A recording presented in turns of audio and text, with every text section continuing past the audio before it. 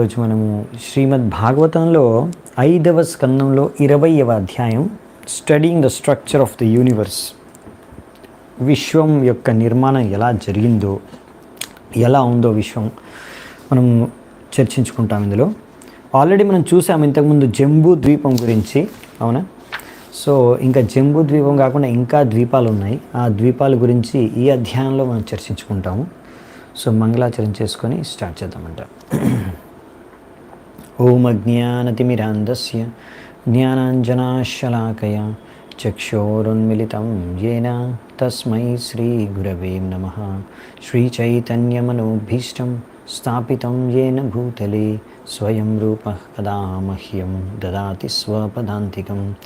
వందేహం శ్రీగురూన్ శ్రీయుతాపదకమలం శ్రీగురున్ వైష్ణవాంశ శ్రీరూపం సాగుర్జాతం సహగణ రఘునాథాన్వితాం తం సజీవం సాద్వైతం సావధూతం పరిజనసహితం కృష్ణ చైతన్యదేవం శ్రీరాధా కృష్ణపాదాన్ సహగణలలితా శ్రీవిశాఖాన్వితాంశ నమా ఓం విష్ణుపాదాయ కృష్ణప్రేష్టాయ భూతలే శ్రీమతే భక్తివేదాంత స్వామినితి నామినే. నమస్తే సారస్వతే దేవే గౌరవాణీ ప్రచారిణే నిర్విశేష శూన్యవాది పాశ్చాత్యదేశతారిణే. నమో మహావదన్యాయ కృష్ణ ప్రేమ ప్రదాయతే కృష్ణాయ కృష్ణ చైతన్య నామినే గౌరత్విషే నమః.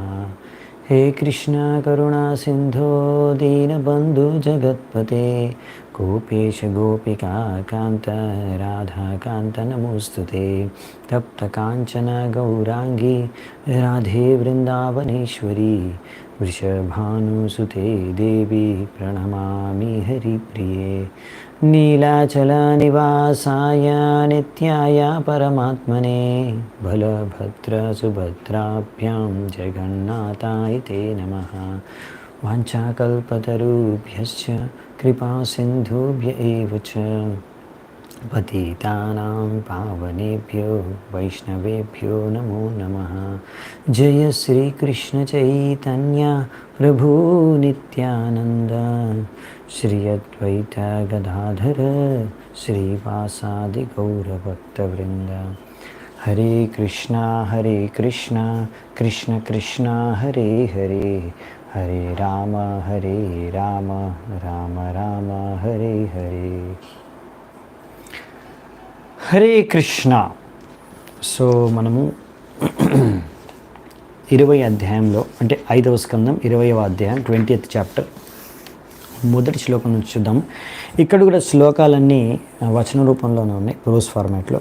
సో అందుకే మనం అనువాదం చూసుకుంటూ తర్వాత ఎక్కడెక్కడ తాత్పర్యాలు ఉన్నాయి అక్కడక్కడ తాత్పర్యాలు చర్చించుకుంటూ వెళ్దామంట. సో శుకదేవ్ గోస్వామి పరీక్షిత్ మహారాజుకి వర్ణిస్తున్నారు విశ్వం ఎలా ఉంది అని, స్ట్రక్చర్ ఆఫ్ యూనివర్స్. సో ఇప్పుడు మనకి ఇంతకుముందు జంబూ ద్వీపం గురించి చెప్పేశారు, దాని గురించి మనం చర్చించుకున్నాము. ఈ భారతవర్ష కూడా జంబూ ద్వీపంలోనే ఉంది, అది మధ్యలో ఉంటుంది, సుమేరు పర్వతం మధ్యలో ఉంటుంది. ఆ సుమేరు పర్వతం చుట్టూ జంబూ ద్వీపం ఉంటుంది. దాని తర్వాత ఇంకా ఎన్నో సముద్రాలు, మరియు అంటే ద్వీపం అంటే ఇంకా సముద్రం ఉంటుంది రైట్ చుట్టూ. సో ఎన్నో సముద్రాలు, మధ్యలో ద్వీపాలు, ఇంకేమేమి ఉన్నాయి అని ఇందులో చెప్తారు. దీని తర్వాత శుకదేవ గోస్వామి చెప్తున్నారు, నేను మీకు వర్ణిస్తున్నాను, I shall describe the dimensions, అంటే ది కొలతలు, ఇంకా దాని లక్షణాలు, వివిధ ద్వీపాలు, ఇంకా 6 ద్వీపాలు ఉన్నాయి, మొత్తం 7 ద్వీపాలు. అందులో జంబూ ద్వీపం గురించి ఆల్రెడీ చర్చించుకున్నాము. నెక్స్ట్ 6 ద్వీపాలు ప్లక్ష ద్వీపం నుంచి మొదలవుతాయి. అంటే ఫస్ట్ జంబూ ద్వీపం మధ్యలో ఉంది, దాని తర్వాత నెక్స్ట్ ప్లక్ష ద్వీపం. సో దాంతో మొదలు పెట్టుకొని ఇంకా మిగతా 6 ద్వీపాల గురించి నేను మీకు ఇప్పుడు వర్ణిస్తాను అని చెప్తున్నారు. ఎలాగైతే ఇప్పుడు సుమేరు, నెక్స్ట్ శ్లోకం ఇప్పుడు కంటిన్యూగా మనం చెప్పుకుంటూ వెళ్ళిపోదాం. సో సుమేరు పర్వతం మధ్యలో ఉంది, మనం చర్చించుకున్నాము, సెంటర్లో. దాని చుట్టూ ఉన్నదే జంబూ ద్వీపం. ఈ జంబూ ద్వీపం చుట్టే ఉంది, ఇక్కడ మనకి ఏం సముద్రం ఉంటుంది? ఉప్పు నీటి సముద్రం. సో జంబూ ద్వీపం చుట్టూ ఉన్నది ఉప్పు నీటి సముద్రం. ఇప్పుడు జంబూ ద్వీపము 1,00,000 యోజనాలు. ఒక యోజన అంటే 8 మైళ్ళు. ఒక యోజన అంటే 8 మైళ్ళు. సో జంబూ ద్వీపం వచ్చేసి దాని వెడల్పు వచ్చేసి జంబూ ద్వీపం యొక్క వెడల్పు వచ్చేసి మొత్తం 1,00,000 యోజనాలు. ఓకే, 1,00,000 యోజనాలు. సో దాని చుట్టూ ఉన్న ఉప్పు నీటి సముద్రం యొక్క వెడల్పు కూడా 1,00,000 యోజనాలు. ఓకే, సో దీని తర్వాత ఇప్పుడు ఇలాగే ఉంటాయన్నమాట. ద్వీపం ఉంటుంది, దాని చుట్టూ ఒక సముద్రం ఉంటుంది, ఆ సముద్రం చుట్టూ మళ్ళీ ఒక ద్వీపం ఉంటుంది, మళ్ళీ ఆ సముద్రం ఆ ద్వీపం చుట్టూ మళ్ళీ ఒక సముద్రం ఉంటుంది. ఈ విధంగా ద్వీపము సముద్రం ద్వీపం సముద్రం ద్వీపం ఇలా సర్కిల్స్ లాగా ఉంటాయన్నమాట. సెంటర్లో సుమేరు పర్వతం ఉంది, దాని చుట్టూ ఇక్కడ మనకి జంబూ ద్వీపం ఉంది. దీని తర్వాత ఇలా సముద్రాలు ఇంకా ద్వీపాలు ఉంటాయి మొత్తం. అవి మనం ఒక్కొక్కటి చూసుకుంటూ వెళ్తున్నాం. మధ్యలో నుంచి సెంటర్ నుంచి స్టార్ట్ చేసుకుని వెళ్తాం. సెంటర్లో జంబూ ద్వీపం, సెంటర్లో సుమేరు పర్వతం, దాని చుట్టూ జంబూ ద్వీపం, దాని తర్వాత నెక్స్ట్ ఉప్పునీటి సముద్రం, ఉప్పునీటి సముద్రం తర్వాత వచ్చేది ప్లక్షద్వీపం. ఇప్పుడు సైజ్ కూడా ఇస్తున్నారు, ఇది డబల్ అవుతూ ఉంటుందన్నమాట. ఫస్ట్ జంబూ ద్వీపం కదా, ఆ ద్వీపం చుట్టూ ఉన్న సముద్రం దాని సైజే ఉంటుంది, దాని వెడల్పే. సో ఇప్పుడు జంబూ ద్వీపం వెడల్పు వచ్చేసి 1,00,000 యోజనాలు, అంటే ఉప్పునీటి సముద్రం యొక్క వెడల్పు కూడా 1,00,000 యోజనాలు. దాని తర్వాత నెక్స్ట్ వచ్చేసి ప్లక్షద్వీపం. ఈ ప్లక్షద్వీపం వచ్చేసి దీనికి డబల్ ఉంటుంది వెడల్పు, అంటే 2,00,000 యోజనాలు. లేకపోతే దానికి ఇంటూ 8 వేసుకోండి, అన్ని మైళ్ళు ఉంటుంది. సో నేను ఇక్కడ యోజనాల్లోనే చెప్తాను, ఈజీగా ఉంది. సో ఈ ప్లక్షద్వీపంలో ఏముంటుందంటే, ప్లక్షద్వీపం ఇప్పుడు జంబూ ద్వీపంలో జంబూ వృక్షం ఉంటుంది, జంబూ ఫలాలది అని మనం చర్చించుకున్నాం. అలాగే ప్లక్షద్వీపంలో కూడా ఒక చెట్టు ఉందంట, పెద్ద వృక్షం ఉంది, అది బంగారంలాగా మెరిసిపోతూ ఉంటుందంట. ఇంకా దాని యొక్క వేళ్ళల్లో 7 రకాల అగ్ని ఉత్పన్నమవుతుందంట. ఈ యొక్క ప్లక్ష వృక్షము ఉండడం కారణంగానే, ఈ వృక్షం పేరే ప్లక్ష వృక్షం. ఈ ప్లక్ష వృక్షం ఉండడం కారణంగానే ఈ ద్వీపాని పేరు వచ్చేసి ప్లక్ష ద్వీపం. ఎలాగైతే జంబూ వృక్షం ఉంటుంది జంబూ ద్వీపం, అలాగే ప్లక్ష వృక్షం ఉంది ఇక్కడ ప్లక్ష ద్వీపం. సో ఈ ప్లక్ష ద్వీపము ఇప్పుడు మనము చర్చించుకున్నాము. ఇది మహారాజు ప్రియవ్రతి యొక్క ఒక్కొక్క సంతానం, ఒక్కొక్క పుత్రుడు ఒక్కొక్క ద్వీపాన్ని పరిపాలించారు. ప్రతి ఒక్కరికి ఆయన 7 కుమారులకి 7 ద్వీపాలని పంచిపెట్టేశారు, అవునా. సో ఈ ప్లక్ష ద్వీపాన్ని పరిపాలించేది ఇద్మజిహ్వా. ఈయన కూడా ప్రియవ్రత మహారాజు యొక్క పుత్రుడే. ఈ విధంగా ఈ ఇద్మజిహా ఇతను ఏం చేస్తాడు, ఇతనికి 7 మంది పుత్రులు. ఈయన 7 మంది పుత్రులకి ఆయన he endowed the 7 islands with the names of his 7 sons. So basically Priyavrata Maharaj అయితే 7 ద్వీపాలని 7 పుత్రులకు ఇచ్చేసి తర్వాత ఆయన సంపూర్ణంగా భగవంతుడికి భక్తి చేసుకోవడానికి మొత్తం సమయం కేటాయించారనమాట. రిటైర్ అయిపోయారు, రిటైర్మెంట్ తీసుకొని. ఇప్పుడు ఇక్కడ ఈ యొక్క సేమ్ అదేవిధంగా ఈయన కూడా, ఆయన పుత్రుడైన ఇద్మజీవ కూడా, ఆయన కూడా తన ఈ 7 ద్వీపాలు ఉన్నాయి, అందులో 7 వర్షాలు అనుకోవచ్చు, లేకపోతే ద్వీపాలు అనుకోండి. ఇలా జంబూ ద్వీపంలో ఉన్నట్టే ఇక్కడ కూడా, ఇక్కడ 7 ద్వీపాలు ఉంటే ఆ 7 ద్వీపాల పేర్లు వచ్చేసి ఆయన 7 కుమారుల యొక్క పేర్లపైనే ఆ 7 ద్వీపాలు ఉన్నాయంట. సో ఆయన 7 కుమారులు ఎవరంటే, ప్రియవ్రత మహారాజు యొక్క కుమారుడైన ఇద్మజీవ, ఆయనకు 7 మంది పుత్రులు. సో ఆయన ఉన్న ఈ ప్లక్ష ద్వీపాన్ని ఇక్కడ 7 వర్షాలుగా లేకపోతే 7 ద్వీపాలుగా విభాజన చేశారంట. సో ఇవి ఏంటంటే ఆయన ఆ పేర్లు 7 వర్షాల పేర్లు లేకపోతే 7 ద్వీపాల పేర్లు వచ్చేసి శివ, యవస, సుభద్ర, శాంత, క్షేమ, అమృత, ఇంకా అభయ. ఈ 7 వర్షాలలో 7 నదులు, 7 పర్వతాలు ఉన్నాయంట. ఈ పర్వతాల పేర్లు ఏంటంటే మణికూట, వజ్రకూట, ఇంద్రసేన, జ్యోతిష్మాన్, సుపర్ణ, హిరణ్యాస్తివ మరియు మేఘమాల. ఇంకా 7 నదులు ఉన్నాయి కదా ప్లక్షద్వీపంలో, అరుణ, నృమ్న, అంగీరసి, సావిత్రి, సుప్తబాత, రిత్తంభార, సత్యంభర. ఈ విధంగా ఒక వ్యక్తి ఈ యొక్క నదుల్లో స్నానం చేసి తన భౌతిక కల్మషాల నుంచి ముక్తి పొందవచ్చంట. ఇంకా అక్కడ 4 కులాల ప్రజలు కూడా జీవిస్తున్నారంట. అంటే లక్షద్వీపంలో కూడా ప్రజలు జీవిస్తారు కదా, అక్కడున్న మనుషులు ప్రజలు 4 రకాల, అంటే 4 కులాలు. హంసాస్, వాళ్ళ పేర్లు హంసాస్, పటంగాస్, ఊర్ధ్వాయనాస్, సత్యాంగస్. ఇవి 4 రకాల మనుషులు కులాల మనుషులు నివసించే పేర్లు, వాళ్ళ పేర్లు. ఇంకా వీళ్ళందరూ కూడా ఈ నదుల్లో స్నానం చేసి వారిని వారు శుద్ధపరచుకుంటారు. సో ఇక్కడ లక్షద్వీపంలో నివసించే వాసులు వారి యొక్క ఆయువు వచ్చేసి 1000 సంవత్సరాలంట. వీళ్ళందరూ కూడా దేవతల్లాగా ఎంతో సౌందర్యంగా ఉంటారంట. ఇంకా వాళ్ళకు కలిగే సంతానం కూడా దేవతల్లాగా ఉంటారంట. ఈ విధంగా వేదాల్లో ఏవైతే ఇచ్చారో దాని ప్రకారంగా వీళ్ళు అన్ని కర్మలు, కర్మకాండీయ యజ్ఞాలన్నీ చేస్తూ ఉంటారన్నమాట, అనుష్ఠానాలు. సో ఈ విధంగా భగవంతుడిని వాళ్ళు ఇక్కడ సూర్యదేవుడు, భగవంతుడి యొక్క అంశము, అవతారము, లేకపోతే ఆయన ప్రతినిధి సేవకుడు అయిన సూర్యదేవుడిని ఆ విధంగా వాళ్ళు ఆరాధిస్తారంట ఇక్కడ లక్షద్వీప వాసులు. సూర్యదేవుడు ఇక్కడ భగవంతుడి యొక్క ప్రతినిధిగా వారికి వ్యవహరిస్తారు. వారు ఈ విధంగా సూర్యదేవుడిని పూజించి తర్వాత ఆ సూర్యలోకానికి చేరుకుంటారంట. ఈ సూర్యలోకం అనేది కూడా స్వర్గలోకంలో ఒకటి. ఇది విషయం ఇక్కడ. సో ఇక్కడ నుంచి మనకి ప్రభుపాల ద్వారా తాత్పర్యంలో విషయాలు కొంచెం ఎక్స్ప్లెయిన్ చేస్తారు. ఇది మళ్ళీ మనకు తర్వాత కూడా వస్తాయి శ్లోకాల్లో. విషయం ఏంటంటే ఇక్కడ మనం అర్థం చేసుకోవాల్సింది ఏంటంటే, ఇక్కడ మిగతా ద్వీపాల్లో కూడా వాసులు వస్తారు, మనం చూస్తాము. ఒక్కొక్క ద్వీపంలో ఒక్కొక్క దేవతను ఆరాధిస్తారు. కానీ వాళ్ళు దేవతను ఆరాధించినా కానీ వాళ్ళకు బాగా తెలుసు అన్నమాట, ఈ దేవతలందరూ కూడా భగవంతుడి యొక్క అంశాలే, భగవంతుడి యొక్క ప్రతినిధులు. మనకి వీరిని ఆరాధించి వీరికి మనము ద్వారా మనం భగవంతుడిని ఆరాధిస్తున్నాము అనే ఉద్దేశంతోనే వాళ్ళు దేవతలను ఆరాధిస్తున్నారు. సో ఇక్కడ వాళ్ళు సూర్య భగవానుడిని కూడా, సూర్యదేవుడిని కూడా భగవంతుడి యొక్క ప్రతినిధిగా వాళ్ళు ఆరాధించి సూర్యలోకాన్ని చేరుకుంటారంట. సో ఈ విధంగా లక్షద్వీపవాసులు సూర్యదేవుడిని పూజించుకుంటారు. నెక్స్ట్ వచ్చేసి ప్రత్నస్య విష్ణో రూపం యత్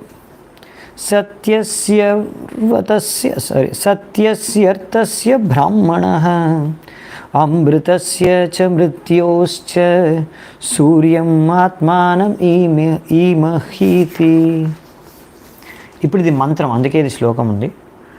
ఈ మంత్రాన్ని లక్షద్వీప వాసులు భగవంతుడిని ఆరాధించుకోవడం కోసం ఈ మంత్రాన్ని జపం చేస్తారంట. మేమందరము కూడా సూర్యదేవుడి యొక్క ఆశ్రయాన్ని గ్రహిస్తున్నాము. ఎవరైతే ఆ శ్రీ విష్ణువు యొక్క ప్రతిబింబము, రిఫ్లెక్షన్, ఆ విష్ణువే పూర్ణ పురుషుడు, పురుషోత్తముడు. ఆయన్ని అందరూ ఆరాధించాలి. ఆయనే వేదాలు, ఆయనే ధర్మము. ఆయన నుంచే అన్ని మంగళము అమంగళము కార్యము యొక్క ఫలాలు మనకు లభిస్తాయి. సో ఇక్కడ ఏంటంటే వాళ్ళు సూర్యదేవుణ్ణి పూజించిన ఆయన్ని, సూర్యదేవుణ్ణి విష్ణువు యొక్క ప్రతినిధిగా, ప్రతిరూపంగా, ప్రతిబింబంగా వాళ్ళు ఆరాధిస్తున్నారు. సో వాళ్ళకి బాగా తెలుసు అన్నమాట విష్ణువు పరమేశ్వరుడు భగవంతుడు అని. సో ఈ విధంగా ఇక్కడ వాళ్ళు సూర్యుడిని ఈ మంత్రం ద్వారా పూజిస్తున్నప్పటికీ ఇక్కడ ఆయనే పరమేశ్వర భగవంతుడు అని పూజించట్లేదు. ఆయన ఇక్కడ విష్ణువు యొక్క ఎంతో శక్తివంతమైన ప్రతినిధిగా పూజిస్తున్నారు. ఇక్కడ అందుకే రాశారు ప్రత్నస్య విష్ణు రూపం యత్. సో అందరికైనా పురాణ పురుషుడు విష్ణువే, కానీ ఇప్పుడు ఆయన యొక్క ప్రతినిధిగా ఇక్కడ సూర్యదేవుడు ఉన్నాడు, ఆయన మేము పూజిస్తున్నాము. సో ఇదే విధంగా వేరే ద్వీపంలో ఉండే వాసులు కూడా దేవతలను ఆరాధిస్తారు. ఇదే ఉద్దేశంతో భగవంతుడి ప్రతినిధిగా వాళ్ళని గుర్తించి వారిని ఆరాధిస్తారు. సో ఇక్కడ మనం చూస్తున్నాము, ఇప్పుడు తాత్పర్యంలో ముందే ఇచ్చేశారు. సో మిగతా ఇక్కడ అన్ని ఇలాంటి వాసులు లక్షద్వీపం వాసులు సూర్యదేవుడిని పూజిస్తారు.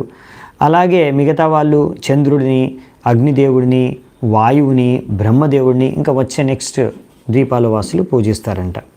సో ఈ విధంగా 5 రకాల దేవతల్ని ఈ 5 ద్వీపాల వాసులు పూజిస్తారంట. కానీ వాళ్ళందరూ కూడా అసలైతే విష్ణువుని ఆరాధిస్తున్నారు, కాకపోతే వీరి ద్వారా. అందుకే ఇక్కడ రాశారు ప్రత్నస్య విష్ణు రూపం అని. సో నెక్స్ట్ శ్లోకం వచ్చేసి 6వ శ్లోకం. ఇంకా ఏం ఆరాధించుకుంటున్నారంటే, ఓ రాజా, చిరాయువు, చిరకాలపు ఆయువు, ఇంకా అన్ని ఇంద్రియాల బలము, సామర్థ్యము, శక్తి, శరీరము, ఇంకా మానసిక బుద్ధి, శౌర్యము, ఇవన్నీ కూడా are natural and equally manifested in all inhabitants of the 5 islands headed by Plakshadvipa. ఈ ప్లక్షద్వీపతో మొదలుపెట్టుకొని 5 ద్వీపాల్లో కూడా అందరికీ ఈ మంచి, ఇక్కడ సుఖదేవ గోస్వామి చెప్తున్నారు పరీక్షిత్ మహారాజ్కి, వీళ్ళందరికీ పెద్ద లంబ ఆయువు, అంటే చాలా చిరకాలపు ఆయువు ఉంటుంది, ఇంకా మంచి ఆయువు ఉంటుంది, ఇంద్రియాలు, మానసిక, శరీరము, శారీరక బలము, బుద్ధి, తెలివితేటలు, శౌర్యము, ఇవన్నీ కూడా అందరికీ సమానంగా అన్ని ద్వీపంలో, అంటే 5 ద్వీపాల వాసులకి ప్లక్షద్వీపంతో మొదలుపెట్టుకొని వీళ్ళందరికీ ఈక్వల్గా ఉంటాయంట. సో అంటే ఇంకా మనకి డీటెయిల్గా వాళ్ళ గురించి మనము అంతగా చర్చించుకోము ప్రతి ద్వీపంలో, కానీ బేసిక్గా అందరికీ 5 ద్వీపాలు, ప్లక్షద్వీపం నుంచి నెక్స్ట్ 5. సో వీళ్ళందరూ కూడా 5 రకాల దేవతల్ని పూజిస్తారు, అది కూడా చెప్పారు. మళ్ళీ వస్తుంది, మనం చర్చించుకుందాం డీటెయిల్గా. సో ఇప్పుడు ప్లక్షద్వీపం అయిపోయింది. ప్లక్షద్వీపం మరి జంబూ ద్వీపము 1,00,000 యోజనాలు, దాన్ని సరౌండ్ చేసేది ఉప్పు నీటి సముద్రం 1,00,000 యోజనాలు. సో దాని తర్వాత నెక్స్ట్ మనం చూసుకున్నాము ప్లక్షద్వీపము. ఈ ప్లక్షద్వీపం వచ్చేసి 2,00,000 యోజనాలు, దీనికి డబుల్ చెప్పుకున్నాం కదా, డబల్ అవుతూ ఉంటుంది. జంబూద్వీపం 1,00,000 యోజనాలు అయితే ప్లక్షద్వీపం 2,00,000 యోజనాలు. మరి ప్లక్షద్వీపం చుట్టూ ఉండే సముద్రము ఉప్పు నీటి సముద్రం కాదండి, ఇక్కడ చెరుకు రసం ఉంటుంది. చెరుకు రసం యొక్క సముద్రం మీరు ఎప్పుడు ఇది చూడలేదు, వినలేదు అనుకుంటా. ఇలాంటివి మీరు ఇక్కడ భాగవతంలో విని నేర్చుకోవచ్చు, ఎందుకంటే మనం అక్కడికి వెళ్ళి చూడలేము ఇప్పుడు. కాబట్టి మనం భాగవతంలో చదివే ఇవన్నీ మొత్తం సృష్టిలో ఎక్కడెక్కడ ఏమేమి ఉన్నాయో మనం తెలుసుకోవచ్చు. ఇవన్నీ సైంటిస్టులు కూడా ఇప్పటివరకు కనిపెట్టలేకపోయారు. రాకెట్లో, స్పేస్లో ఎక్కడెక్కడ తిరిగారు మొత్తం అంతరిక్షంలో, కానీ అక్కడ అంతరిక్షంలో చంద్రుడి దగ్గరికి కూడా వెళ్ళి మట్టి, రాళ్ళు, రిప్పలు తప్ప ఇంకేం తీసుకొని రాలేదు. ఆకాశంలో ఎంత తిరిగినా వాళ్ళకి ఏం కనిపించలేదు. సో అలాంటివన్నీ మనం ఎంత తిరిగినా కనిపించినవి ఎన్నో డబ్బులు, కోట్లు మీ అందరి దగ్గర నుంచి ట్యాక్స్ వసూలు చేసుకొని ఆ కోట్లన్నీ కూడా చంద్రుడి దగ్గరికి వెళ్ళడానికి, అంతరిక్షంలో తిరగడానికి ఎలా తిరిగి ఏం సాధించలేదు పెద్దగా. సో అలా ఎంతో డబ్బులు నష్టం కూడా చేశారు, కానీ పెద్దగా సాధించింది, తెలుసుకుంది ఏం లేదు. అదే భాగవతంలో మీరు చదువుకొని ఫ్రీగా అన్నీ అర్థం చేసుకోవచ్చు, ₹1 కూడా ఖర్చు పెట్టకుండా. ఇంకా అంతా పర్ఫెక్ట్ నాలెడ్జ్ అనమాట. సో కాకపోతే విశ్వాసం ఉండాలి, శ్రద్ధ ఉండాలి. సైంటిస్టులకి ఏంటంటే శ్రద్ధ లేదు, చాలామందికి నాస్తికులకి శ్రద్ధ లేదు. భాగవతంలో ఉన్న విషయాలన్నీ సరైనవి, కరెక్ట్వి అని. సో సరైన జ్ఞానం భాగవతంలోనే ఉంది, ఇంకెక్కడ లేదు. అందుకనే ప్రభుపాల్ గారు అన్నారు, మనము ఈ భాగవతంలో ఈ అధ్యాయాలు, ఈ 5వ స్కందంలో ఇప్పుడు మనం చదువుకునే ఈ అధ్యాయాల ప్రకారంగా ఈ విశ్వం ఎలా సృష్టించబడింది, ఈ విశ్వం ఎలా ఉంది సృష్టి, ఈ సృష్టిని మనము చూపించగలిగితే, ఈ సృష్టిలో ఎలా సూర్యుడు ప్రయాణిస్తున్నాడు, చంద్రుడు ప్రయాణిస్తున్నాడు, అన్ని 14 లోకాలు ఎలా ఉన్నాయి, సూర్యగ్రహణం ఎలా కలుగుతుంది, చంద్రగ్రహణం అంటే ఏమిటి, ఇలా ఋతువులు, వర్షాలు, నక్షత్రాలు, కాలమానం ఎలా తిరుగుతుంది, ఇవంతా కూడా నక్షత్రాలు కానీ గ్రహాలు కానీ అన్నీ ఎలా తిరుగుతున్నాయి, ఇవన్నీ కూడా చూపించడానికే temple of Vedic planetarium, TOVP, అది కట్టాలని కోరుకున్నారు ప్రభుపాల్ గారు. తద్వారా మొత్తం విశ్వంలో ఉన్న సైంటిస్టులు అందరూ కూడా వచ్చి నేర్చుకోవచ్చు, తెలుసుకోవచ్చు. మన యొక్క భాగవతంలో, మన యొక్క శాస్త్రాల్లో ఈ విశ్వం గురించి అంతా క్లియర్గా ముందే ఇచ్చేసారు. సో ఇవన్నీ వాస్తవిక విషయాలు అన్నమాట. కానీ కొంతమంది మూర్ఖులకి విశ్వాసం లేదు భగవంతుడి పైన, భగవంతుడు మనకి ఇచ్చిన ఈ శాస్త్రాల పైన. కాబట్టి ఇలాంటివన్నీ చదివినప్పుడు వాళ్ళు అనుకుంటారు, ఏంటి ఎక్కడైనా చెరుకు రసం సముద్రం ఉంటుందా? సో నమ్మరన్నమాట. చెరుకు రసం సముద్రం ఏంటి, అలాంటిది ఎలా సంభవం? మీకేమి సంభవంగా మీ కళ్ళతో చూసినవే ఉంటాయనుకుంటే వేస్ట్ కదా. సో వేరే గ్రహాల్లో విశ్వం అనేది చాలా పెద్దది. నూతిలో కప్పలాగా నూతే ప్రపంచం అని జీవించే సైంటిస్టులకి ఏమర్థమవుతుంది? సో అన్నీ నేను చూసినవి నా అనుభవంలో ఉన్నట్టుగానే మొత్తం ప్రపంచం ఉండాలనేది మూర్ఖత్వం. సో మనం ఎన్నో అనుభవించినవి, ఇప్పుడు చూడలేనివి మన కళ్ళతో ఎన్నో ఉన్నాయి ఈ సృష్టిలో ఉన్నవన్నీ కూడా మనకు భాగవతంలో వర్ణించారు. సో ఇక్కడ మనం చూడొచ్చు, ఇక్కడ ప్లక్షద్వీపం తర్వాత దాని చుట్టూ ఉన్నది సముద్రం ఏంటంటే చెరుకు రసం సముద్రం. అది కూడా అంతే, 2 లక్షల యోజనాలు వెడల్పు ఉంటుంది దాన్ని కూడా. సో ఇవన్నీ మనము అందుకే భాగవతం అనేది మొదటి నుంచే చదువుకుంటూ రావాలి, ఫస్ట్ క్యాంటో నుంచి, మొదటి స్కందం నుంచి. అప్పుడు అందులో మీరు సరిగ్గా సిద్ధాంతం, భగవంతుడు అంటే ఏంటి, భగవంతుడు అసలు సృష్టిని ఎలా చేశారు, అవన్నీ అందులో మనం చదువుకున్నాం, ఎన్నో విషయాలు చదువుకున్నాం, అవునా? సో అందుకే ఇలా స్టెప్ బై స్టెప్ చదువుకుంటూ వస్తే మనకి విషయాలు బాగా అర్థమవుతాయి. ఇంకోటి ఏంటంటే మనకి శ్రద్ధ ఉండాలి ఈ భాగవతం పైన. ఈ స్వయం కృష్ణుడు భాగవతం రూపంలో అవతరించారు కలియుగంలో మనకి. సో ఈ భాగవతం నుంచి మనం అన్ని విషయాలు నేర్చుకోవచ్చు. కాకపోతే శ్రద్ధ ఉంటే, మనకి శ్రద్ధ లేకపోతే ఎంత చదివినా లాభం లేదు, పెద్దగా లాభం ఉండదు. సో నెక్స్ట్ వచ్చేసి అలాగే ఇప్పుడు ప్లక్షద్వీపం చుట్టూ చెరుకు రసం సముద్రం అంతే వెడల్పుతో ఉంది. ఈ చెరుకు రసం సముద్రం చుట్టూ ఏముందంటే నెక్స్ట్ ద్వీపం, ఆ నెక్స్ట్ ద్వీపం పేరు వచ్చేసి షాల్మలి ద్వీప అనమాట. ఇది మళ్ళీ ప్లక్షద్వీపంకి డబల్ ఉంటుంది, అంతే కదా. ప్లక్షద్వీపం 2 లక్షల యోజనాలు అయితే ఇప్పుడు షాల్మలి ద్వీప వచ్చేసి 4 లక్షల యోజనాలు ఉంటుంది. ఈ 4 లక్షల యోజనాల షాల్మలి ద్వీపం చుట్టూ కూడా ఒక సముద్రం ఉండాల్సిందే.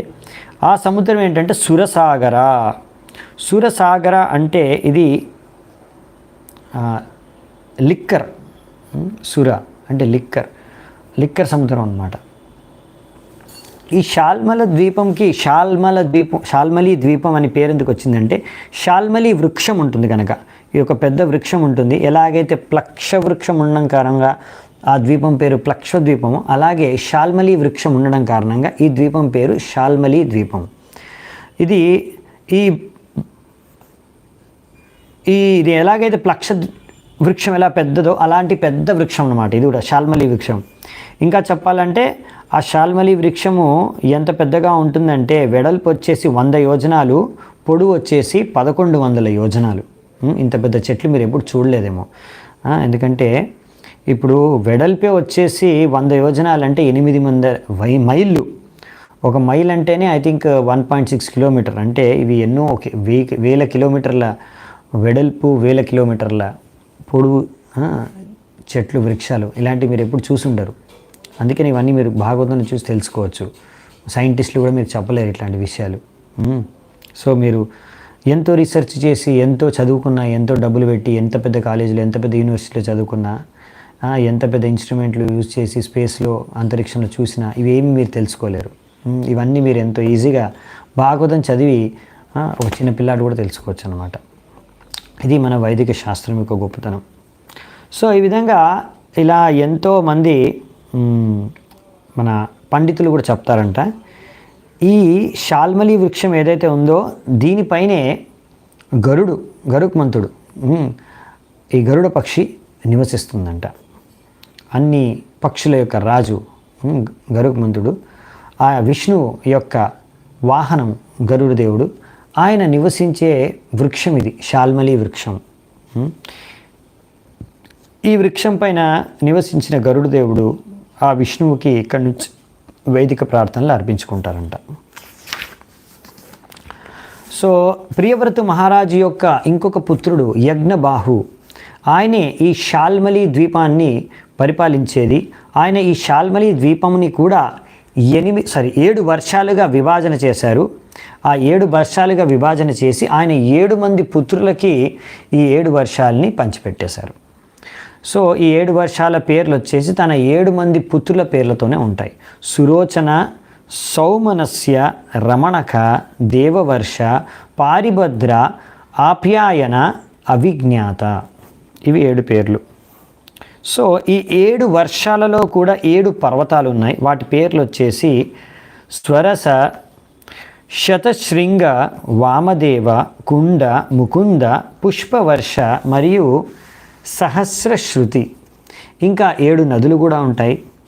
అనుమతి, సినివాలి, సరస్వతి, కుహు, రజని, నంద, రాక, ఇవన్నీ ఇప్పుడు కూడా అలాగే ఉన్నాయి. ఎప్పుడో 5000 సంవత్సరాల క్రితం చెప్పారు కదా, ఇప్పుడు మారిపోలేదండి, ఇప్పుడు కూడా అలాగే ఉన్నాయి. సో మీరు ఇవన్నీ విషయాలు భాగవతం నుంచి నేర్చుకోవచ్చు. ఇక్కడ కూడా ఎంతో చక్కగా వర్ణాశ్రమ ధర్మాన్ని పాటిస్తారంట వీళ్ళందరూ కూడా. ఇక్కడ ఉండే ఈ ద్వీపాల్లో ఉండే వాసులందరూ కూడా వీరిని శృతిధరాస్, వీర్యధరాస్, వసుంధరాస్, ఈశాన్ధరాస్ అని పిలుస్తారంట. వీళ్ళందరూ కూడా సోమదేవుడిని అంటే చంద్రుణ్ణి పూజిస్తారు, ఆరాధిస్తారు. ఇప్పుడు ఈ శాల్మలి ద్వీపవాసులు ఆ చంద్రదేవుడిని ఎలా ఆరాధించుకుంటాడు, ఏం ప్రార్థన ద్వారా అనేది ఇక్కడ ఇచ్చారు. స్వగోభీ పితృదేవేభ్యో విభజన్ కృష్ణ శుక్లయో ప్రజానాం సర్వా సామ్రాజ నిదసోమోన ఆస్త్వితి. దీని యొక్క అర్థం ఏంటంటే, చంద్రుడు తన యొక్క కిరణాల ద్వారా చంద్రుడు ప్రతి మాసాన్ని 2 భాగాలు చేస్తారు. ఒకటి శుక్లపక్షం, ఇంకోటి కృష్ణపక్షం. తెలుసు కదా మనకి. ఎందుకు అంటే ఇలా ఈ ధాన్యాలని పితృలకి మరియు దేవతలకి పంచిపెట్టడానికి. ఇంకా ఈ దేవత చంద్రుడు ఆయన సమయాన్ని కూడా ఇలా విభజన చేస్తాడు. ఈ విధంగా ఆయన ఈ యొక్క విశ్వంలో ఉండే వాసులందరికీ ఒక రాజు. అందుకే మేము ఆయనకి ప్రార్థన అర్పించుకుంటున్నాము. మా రాజు, మా యొక్క మార్గదర్శకుడు, ఆయనకి మేము ఎల్లప్పుడూ ఈయనే మా యొక్క రాజు మార్గదర్శకుడిగా ఉండాలి అని మేము వారికి ప్రణామాలు అర్పించుకుంటున్నాం. సో ఇక్కడ చంద్రుడిని వాళ్ళు పూజిస్తున్నారు ఒక రాజుగా, ఒక మార్గదర్శకుడిగా వాళ్ళకి. ఓకే, సో ఇప్పుడు అయిపోయింది. ఇప్పుడు దీని తర్వాత అంటే ఇప్పుడు శాల్మలి ద్వీపం చుట్టూ ఉండేది లిక్కర్ సముద్రం. ఈ లిక్కర్ సముద్రం తర్వాత ఉండే నెక్స్ట్ ద్వీపం వచ్చేసి కుషద్వీపం. దీనికి డబుల్ సైజ్ కదా. అంటే ఇప్పుడు ఈ శాల్మలి ద్వీపం 4 లక్షల యోజనాలు అయితే దీని చుట్టూ ఉన్న లిక్కర్ సముద్రం కూడా 4 లక్షల యోజనాలు అయితే దాని తర్వాత దాని చుట్టూ ఉన్న కుషద్వీపం వచ్చేసి 8 లక్షల యోజనాలు వెడల్పు. సో ఈ శాల్మలి ద్వీపము చుట్టూ ఉన్నది లిక్కర్ సముద్రం అయితే దాని చుట్టూ ఉన్నది కుషద్వీపము. సో ఈ కుషద్వీపము మరి చుట్టూ కూడా ఒక సముద్రం ఉంటుంది కదా, ఆ సముద్రము కూడా కుషద్వీపం అంతే వెడల్పు ఉంటుంది. అంటే 8 లక్షల యోజనాల వెడల్పు ఆ సముద్రము. ఏం సముద్రం అంటే నేటి సముద్రం, నెయ్యి యొక్క సముద్రం. మీరు ఎప్పుడు చూసుంటారు నెయ్యి సముద్రం. నెయ్యి చాలా కాస్ట్లీ, కానీ ఇక్కడ నెయ్యి సముద్రం ఉందన్నమాట. నెయ్యి సముద్రము 8 లక్షల యోజనాల వెడల్పు నెయ్యి సముద్రం ఉందన్నమాట కుషద్వీపం చుట్టూ. ఈ కుషద్వీపం పేరు ఎందుకు వచ్చిందంటే కుష గ్రాస్, కుష గడ్డి, అది ఇక్కడ చాలా చోట్ల ఉంటుందన్నమాట. అందుకనే దీని పేరు వచ్చేసి కుషద్వీపం. ఈ కుష గడ్డిని దేవతలు సృష్టించారు భగవంతుడి యొక్క ఇచ్ఛానుసారంగా. ఇది ఒక అగ్నిలాగా, ఇంకొక రకమైన అగ్నిలాగా ప్రజ్వలితు చేస్తూ ఉండి ఎంతో మనోహరమైన ఆకర్షణమైన మంటల్ని వెదజల్లుతుందంట. ఇది ఈ యొక్క అగ్ని మంటల ద్వారా మొత్తం ఆ ఏరియా అంతా, ఆ ద్వీపం అంతా ప్రకాశవంతంగా మారుతుందంట. సో దీని నుంచి మనం కొన్ని విషయాలు అర్థం చేసుకోవచ్చు. మనకి తాత్పర్యంలో శ్రీల ప్రభుపాదుల వారు చెప్తున్నారు ఏమంటే, ఈ యొక్క శ్లోకం యొక్క వర్ణన నుంచి మనం తెలుసుకోవచ్చు ఏంటంటే,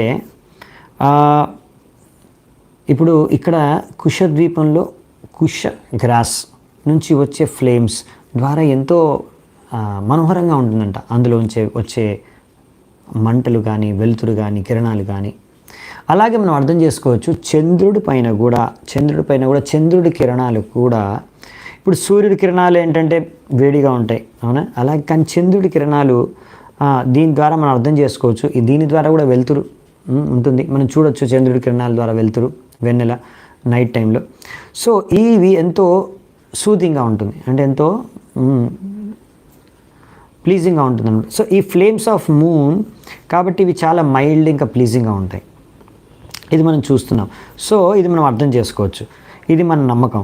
సో మోడర్న్ థియరీ అంటే ఇప్పుడు ఆధునిక సిద్ధాంతం ఏంటంటే చంద్రుడి పైన ఏముంది, దుమ్ము ధూళి మట్టి రాళ్ళు రప్పలు, అంతే, ఇంకేం లేదు అని అంటారు మన సైంటిస్టులు వెళ్ళొచ్చిన వాళ్ళు.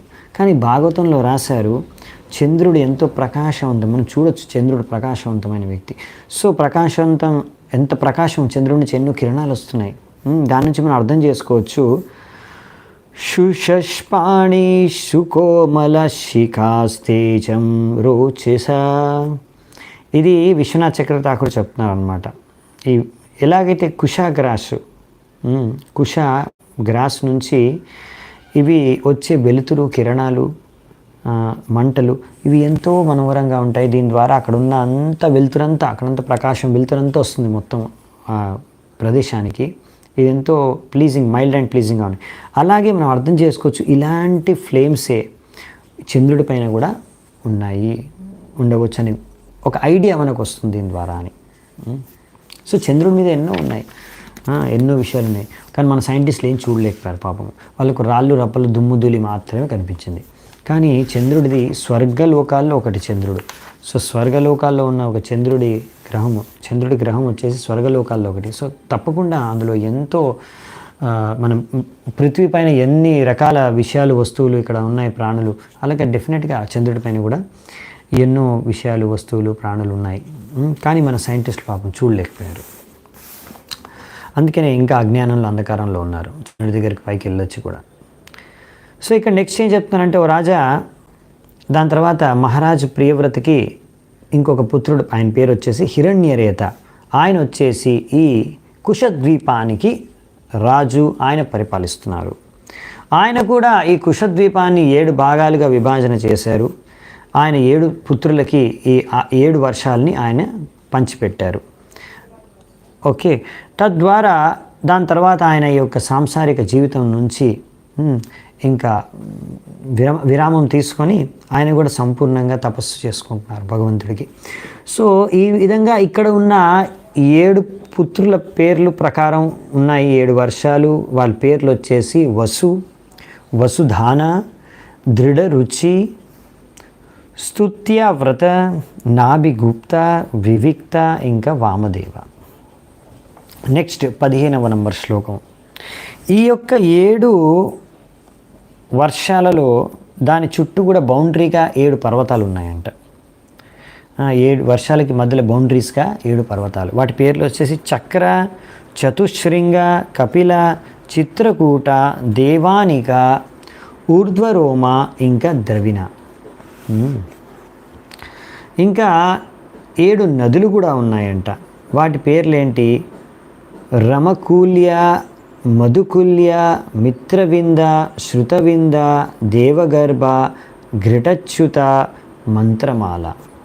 ఇవి నదుల పేర్లు, 7 నదుల పేర్లు. ఇంకా కుశద్వీపంలో నివసించే ప్రజలు వారు కూడా 4 కులాలు వాళ్ళంట. కుశలాస్, కోవిదాస్, అభియుక్తాస్, కులకాస్. 4 పేర్లు వాళ్ళ పేర్లు, 4 కులాల పేర్లు. ఇవి ఎలాగంటే మనకు ఉన్న బ్రాహ్మణులు, క్షత్రియులు, వైశ్యులు, శూద్రులతో సమానం. ఈ విధమైన నదుల్లో పైన మెన్షన్ చేసిన, ముందు చెప్పుకున్న మన నదుల పేర్లు ఉన్నాయి కదా, ఆ నదుల్లో వీళ్ళందరూ కూడా స్నానం చేసి వారిని వాళ్ళు శుద్ధపరచుకుంటారు. ఇంకా ఈ వేదాల ప్రకారంగా ఎన్నో రకాల కర్మకాండీయ వ్రతాలు, అనుష్ఠానాలు, యజ్ఞాలు కూడా చేస్తారు. ఇంకా వీరు ఇక్కడ కుశద్వీపంలో నివసించే వారందరూ కూడా ఆరాధించుకునేది దేవత ఎవరిని అంటే అగ్నిదేవుణ్ణి. వీళ్ళందరూ కూడా అగ్నిదేవుణ్ణి పూజించుకుంటారు. ఏం మంత్రంతో పూజిస్తారు ఇచ్చారు.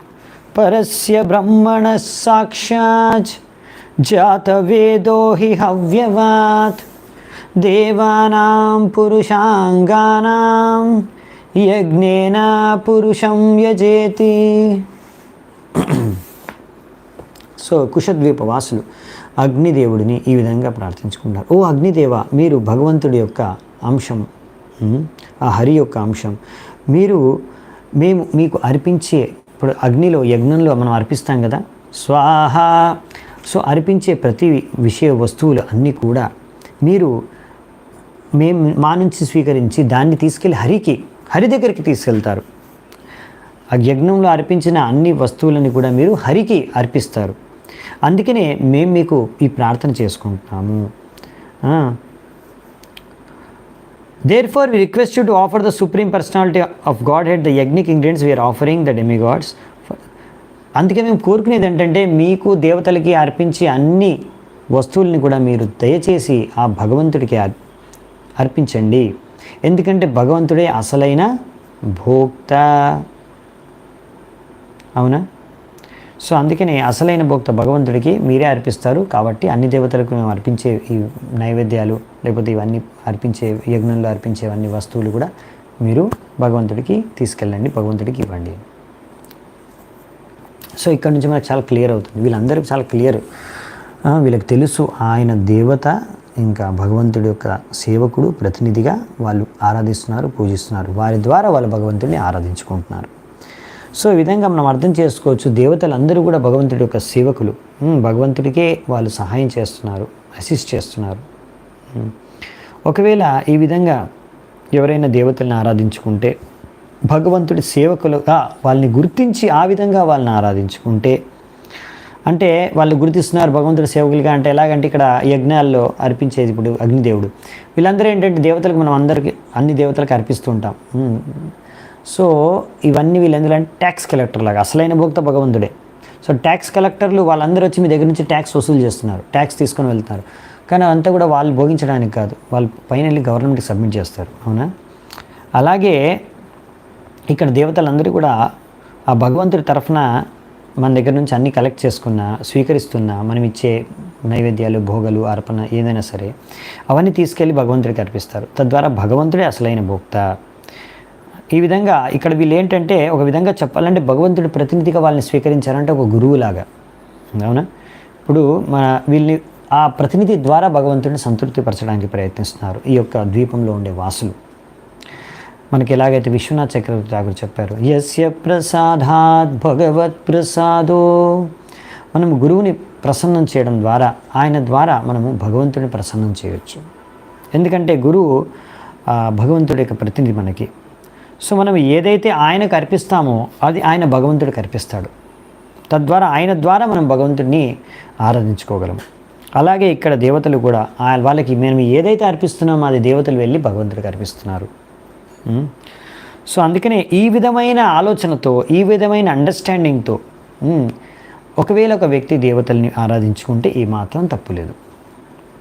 కానీ ఒకవేళ ఈ విధంగా అనుకుంటే దేవతలు, అందరు దేవతలు, భగవంతుడు, కృష్ణుడు అంతా ఒకటే, అందరూ సమానమే, వారేమి కృష్ణుడు సేవకుడేం కాదు, గణేశుడు, శివుడు వాళ్ళేమి కృష్ణుడు సేవకులు కాదు, వాళ్ళు కూడా కృష్ణుడికి సమానంగా, శివుడు కూడా కృష్ణుడి కన్నా గొప్ప అలా అనుకుంటే, లేకపోతే శివుడి కన్నా గొప్ప, లేకపోతే శివుడు కృష్ణుడి కన్నా గొప్ప, లేకపోతే శివుడు కృష్ణుడు ఒకటే, అలా మూర్ఖంగా ఎవరైనా అనుకుంటే సో అలాంటి వారి యొక్క జ్ఞానం అనేది నశించిపోయినట్టు, సరైన జ్ఞానం లేదు వాళ్ళకి. అలా మూర్ఖంతో ఇంకా శివుణ్ణి ఆరాధించుకుంటారు, లేకపోతే దేవతలను ఆరాధించుకుంటారు వారి యొక్క కోరికలు, భౌతిక కోరికలు తీర్చుకోవడానికి, కామవాసన పూర్తి చేసుకోవడానికి. అలాంటి వారిని అంటారు కామైస్తే హృత జ్ఞాన. ఇలాంటి వారు ఈ యొక్క కోరికలు, కామవాసన ద్వారా వారి యొక్క జ్ఞానం అనేది నశించిపోయి వాళ్ళు వివిధ రకాల దేవతల దగ్గరికి వెళ్ళి వాళ్ళు వివిధ కోరికలు తీర్చుకోవడానికి వాళ్ళని ఆరాధించుకుంటారు. ఇది అసలైన భక్తి కాదు. సో ఇది సరైన విధానం కాదు. అది మనకు భగవద్గీతలో చెప్పారు. కానీ ఈ విధంగా ఎక్కడైతే ఇలా ఈ ద్వీపంలో ఉండే వాసులు పూజించుకుంటారు, ఆరాధించుకుంటున్నారు, ఇది సరైన విధానం. సో నెక్స్ట్ శ్లోకం వచ్చేసి 18వ నంబర్ శ్లోకం. ఇక్కడ ఏం రాశారంటే నెక్స్ట్, ఇప్పుడు ఈ యొక్క సముద్రం ఉందే, ఇక్కడ ఇచ్చారు కదా, నీటి సముద్రం, నెయ్యి యొక్క సముద్రం ఉంది. అవునా? ఈ నెయ్యి సముద్రము తర్వాత నెక్స్ట్ ఇంకొక ద్వీపం ఉంది, దాని పేరు వచ్చేసి క్రౌంచ ద్వీపం. ఈ క్రౌంచ ద్వీపం వచ్చేసి నెయ్యి సముద్రమే 8 లక్షల యోజనాలు అని చెప్పుకున్నాం కదా. అవునా? సో మరి దీనికి డబల్ ఉండాలి కదా. డబల్ అంటే 16 లక్షల యోజనాలు అన్నమాట. 16 లక్షల యోజనాలు. సో అంటే నెయ్యి సముద్రం కన్నా కూడా డబల్, అది క్రౌంచ ద్వీపం. సో ఈ విధంగా ఇప్పుడు ఎలాగైతే కుశద్వీపం చుట్టూ నెయ్యి సముద్రం ఉందో, అలాగే క్రౌంచ ద్వీపము చుట్టూ పాల సముద్రం ఉంది. ఈ పాల సముద్రం కూడా వెడల్పు, ఎంత? క్రౌంచ ద్వీపం అంతే. అంటే 16 లక్షల యోజనాల పాల సముద్రము క్రౌంచ ద్వీపం చుట్టూ ఉంది.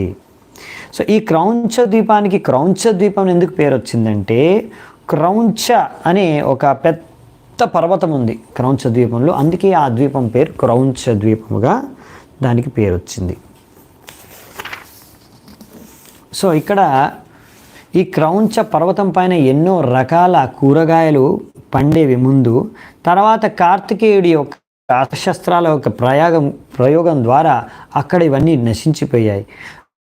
కానీ ఆ ఒక క్రౌంచ పర్వతం ఏమాత్రం భయం పడకుండా నిర్భయంగా ఉంది.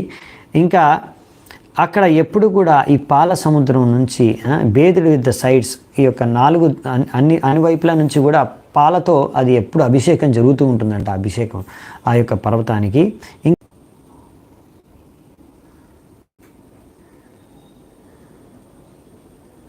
హరే కృష్ణ. ఓకే, సో మహారాజు ప్రియవ్రత యొక్క ఇంకొక పుత్రుడు, ఆయన పేరు వచ్చేసి ఘృతప్రస్థ. ఈ ఘృతప్రస్థ ఆయన కూడా ఎంతో మంచి పండితుడు, వేదాల శాస్త్రాలు తెలిసిన విద్వాన్ పండితుడు. ఆయనే ఈ యొక్క ద్వీపానికి, ఈ యొక్క క్రౌంచ ద్వీపానికి ఆయనే రాజు, పరిపాలించే వ్యక్తి. సో ఆయన కూడా ఈ యొక్క ద్వీపాన్ని తన 7 మంది పుత్రులకి సమానంగా పంచిపెట్టారు. సో 7 భాగాలుగా ఈ యొక్క ద్వీపాన్ని విభజన చేసి ఈ సంసారిక జీవితం నుంచి ఆయన కూడా దాని తర్వాత రిటైర్మెంట్ తీసుకొని, విరామం తీసుకొని భగవంతుడి పాదపద్మాలకి సంపూర్ణంగా శరణాగతుడై భక్తి చేసుకున్నాడు. సో ఈ విధంగా అతను జీవితం యొక్క పరమసిద్ధిని కూడా పొందగలిగాడు. సో నెక్స్ట్ వచ్చేసి 21వ శ్లోకం. సో 21వ శ్లోకంలో మనం చూస్తాము, ఇప్పుడు ఘృతప్రస్థ యొక్క సంతానం 7 మంది పుత్రుల పేర్లు: ఆమ, మధురుహ, మేఘపృష్ట, సుధామ, భ్రాజిష్ట, లోహితార్ణ, ఇంకా వనస్పతి. ఇక్కడ ఈ యొక్క క్రౌంచ ద్వీపంలో కూడా 7 పర్వతాలు ఉన్నాయంట. ఇవి 7 పర్వతాలు 7 వర్షాలకి బౌండరీస్గా యాక్ట్ చేస్తాయి. సో ఈ 7 పర్వతాల పేర్లు వచ్చేసి శుక్ల, వర్ధమాన, భోజన, ఉపబర్హిన, నంద, నందన, సర్వతోభద్ర. ఇంకా నదులు 7 నదులు ఉంటాయి కదా, ఆ 7 నదుల పేర్లు వచ్చేసి అభయ, అమృతౌగ, అర్యక, తీర్థవతి, రూపవతి, పవిత్రవతి, శుక్ల. సో నెక్స్ట్ వచ్చేసి ఇప్పుడు ఈ క్రౌంచ ద్వీపంలో నివసించే వాసులు కూడా 4 కులాల వాళ్ళు ఉంటారు. 4 కులాల పేర్లు వచ్చేసి పురుషస్, రిషభస్, ద్రవిణస్, ఇంకా దేవకస్. సో ఈ యొక్క నదుల జలాల్లో వాళ్ళు స్నానం చేసి వారిని వారు శుద్ధపరచుకొని భగవంతుణ్ణి ఈ నదుల యొక్క జలాల నుంచి ఆ జలాలనే అర్పించి ఎవరి పట్ల? వరుణదేవుడి యొక్క పాదపద్మాల పట్ల అర్పించి తద్వారా వారు భగవంతుడిని ఆరాధించుకుంటారంట. సో ఇక్కడ వాళ్ళందరూ కూడా వరుణదేవుడిని ఆరాధించుకొని వరుణదేవుడి ద్వారా భగవంతుడిని ఆరాధించుకుంటారు. వరుణదేవుడిని భగవంతుడికి ప్రతినిధిగా ఆయన ద్వారా ఆరాధించుకుంటారు. సో మరి ఇప్పుడు వరుణదేవుడిని వాళ్ళు ఏ మంత్రంతో పూజిస్తారో మనం చూద్దామంట. ఆపహ పురుష వీర్యస్త పునంతిర్భూర్భువస్వః తానః పునీతామివగ్ని స్పృశతాం ఆత్మనా భువ ఇతి. ఓ నదుల యొక్క దేవత అయిన వరుణదేవ, మీకు ఈ శక్తి అంతా ఆ భగవంతుడి నుంచే లభిస్తుంది. అందుకే మీరు ఈ శక్తి ద్వారా ముల్లోకాల్ని కూడా శుద్ధపరుస్తారు ఈ నదుల మాధ్యంతో. భూలోక, భువర్లోక, స్వర్లోకల్లో మీ యొక్క ఈ యొక్క ప్రకృతి ద్వారా మీరు అన్ని పాపాలని తొలగించేస్తారు. అందుకనే మేము మిమ్మల్ని స్పర్శిస్తున్నాము, మీరు దయచేసి మమ్మల్ని ఇలాగే నిరంతరం శుద్ధపరుస్తూ ఉండండి. సో ఈ నదుల రూపం ద్వారా, నదుల ద్వారా ఆయన మనందరినీ శుద్ధపరుస్తూ ఉంటారు వరుణదేవుడు. సో నెక్స్ట్ వచ్చేసి 24వ శ్లోకం. సో మనం ఎన్ని శ్లోకాల వరకు చర్చించుకుందామంటే మరి 46 వరకు ఉన్నాయి. ఇప్పుడు 23 శ్లోకాల వరకు అయ్యాయి, మనం చర్చించుకున్నాము. ఇంకొక 23 శ్లోకాలు ఉన్నాయి. సో ఇక్కడ నెక్స్ట్ ద్వీపం నుంచి మొదలవుతుంది చర్చ. సో నేను అనుకుంటాను ఈరోజు మనం ఇక్కడే ముగిద్దామంట. మిగతావి ఇంకా హాఫ్ ఉంది కాబట్టి అది రేపు చర్చించుకుందాము. సో చాలా చాలా ధన్యవాదాలు మీ అందరికీ ఎంతో ఓపికగా విన్నందుకు. Thank you so much. Hare Krishna. శిల ప్రభుపాదకి జై. సమవేద గౌరభక్త వృందికి జై. నితాయ్ గౌర్ సీతనాథ్ ప్రేమనందే. హరి హరి బోల్.